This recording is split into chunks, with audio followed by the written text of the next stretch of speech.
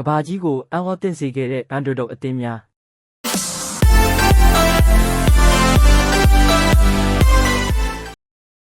ဘောလုံးကဘာမှာအင်အားနည်းတယ်လို့ထင်ထားကြတဲ့အသင်းတွေကမမျှော်လင့်ထားတဲ့အောင်မြင်မှုတွေရရှိခဲ့တဲ့ဇတ်လန်းတွေဟာပရိသတ်တိုင်းရဲ့စိတ်ကိုဖန်ဆားနိုင်ခဲ့ပါတယ်။ဒီနေ့မှာတော့ကဘာကိုအံ့အားသင့်စေခဲ့တဲ့ဘောလုံးသမိုင်းတွေကဇတ်လန်းချို့ကိုမျှဝေပေးခြင်းပါတယ်။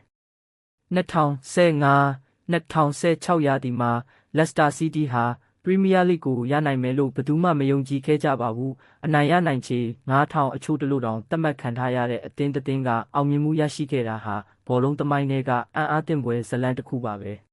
။အသင်းလိုက်ညီညွတ်မှုနီးပြရဲ့စီမံခန့်ခွဲမှုကောင်းမွန်မှုနဲ့ကစားသမားတွေရဲ့အားစိုက်ထုတ်မှုတွေကြောင့်လက်စတာစီးတီးကမဖြစ်နိုင်ဘူးလို့ထင်ထားတဲ့အရာကိုဖြစ်နိုင်ကြောင်းပြသနိုင်ခဲ့ပါတယ်။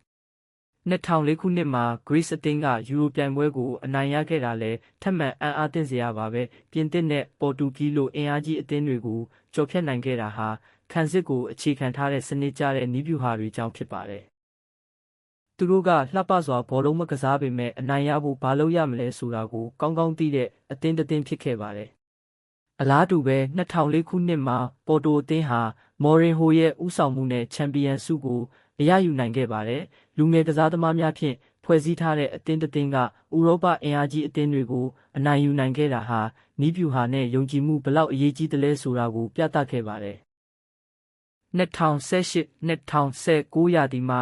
အေဂျက်အသင်းကလည်းလူငယ်ကစားသမားများနဲ့အတူရီယယ်မက်ဒရစ်နဲ့ဂျူပင်တက်တို့ကိုအနိုင်ယူပြီးချန်ပီယံလိဂ်ဆီမီဖိုင်နယ်အထိရောက်ရှိခဲ့ပါတယ်။ဒီအောင်မြင်မှုကလူငယ်ဖွံ့ဖြိုးရေးအသင်းအတွင်းယုံကြည်မှုနဲ့စမ်းသစ်တဲ့နည်းဗျူဟာတွေကဘလောက်အရေးပါသလဲဆိုတာကိုပြသခဲ့တာပါ